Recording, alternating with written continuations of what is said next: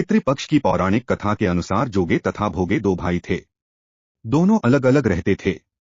जोगे धनी था और भोगे निर्धन। दोनों में परस्पर बड़ा प्रेम था। जोगे की पत्नी को धन का अभिमान था, किंतु भोगे की पत्नी बड़ी सरल हृदय थी। पितृपक्ष आने पर जोगे की पत्नी ने उससे पितरों का श्राद्ध करने के लिए कहा तो जोगे इसे व्यर्थ का कार्य समझकर टालने की चेष्टा करने लगा। किंतु उसकी पत्नी समझती थी कि यदि ऐसा नहीं करेंगे तो लोग बातें बनाएंगे। फिर उसे अपने मायके वालों को दावत पर बुलाने और अपनी शान दिखाने का यह उचित अवसर लगा।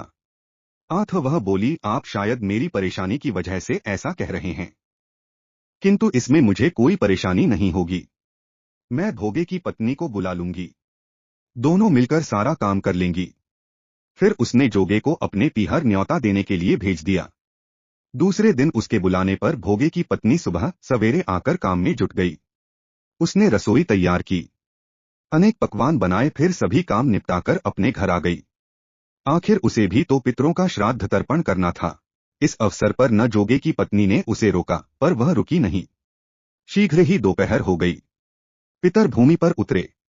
जोगे भोगे के पितर पहले जोगे के यहाँ गए तो क्या देखते हैं कि उसके ससुराल वाले वहां भोजन पर जुटे हुए हैं। निराश होकर वे भोगे के यहाँ गए।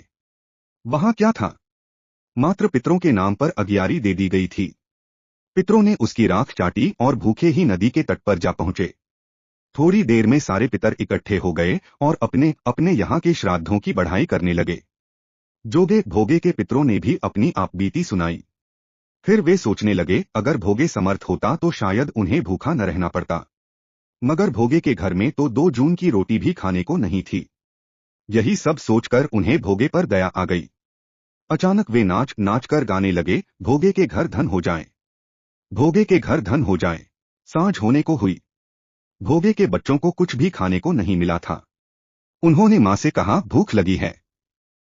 तब उन्हें टालने की गरज से भोगे की पत्नी ने कहा, जाओ, आंगन में हौदी औंधी रखी है, उसे जाकर खोल लो और जो कुछ मिले बांटकर खा लेना। बच्चे वहां पहुंचे तो क्या देखते हैं कि हौदी मोहरों से भरी पड़ी है। वे दौड़े दौड़े मां के पास पहुंचे और उसे सारी बातें बताईं। आंगन में आकर भोगे की पत्नी ने यह सब कुछ देखा तो वह भी हैरान रह गई। इस प्रकार भोगे भी धनी हो गया, मगर धन पाकर वह घमंडी नहीं हुआ। दूसरे साल का पितृपक्ष आया। श्राद्ध के दिन भोगे की स्त्री ने 56 प्रकार के व्यंजन बनाए। ब्राह्मणों को बुलाकर श्राद्ध किया, भोजन कराया, दक्षिणा दी। जेठ जेठानी को सोने चांदी के बर्तनों में भोजन कराया। इससे पितर बड़े प्रसन्न तथा तृप्त हुए। धन्यवाद। अगर आपको मेरी यह वीडियो पसंद आई है तो प्लीज लाइक करें, सब्सक्राइब करें और कमेंट करके बताएं।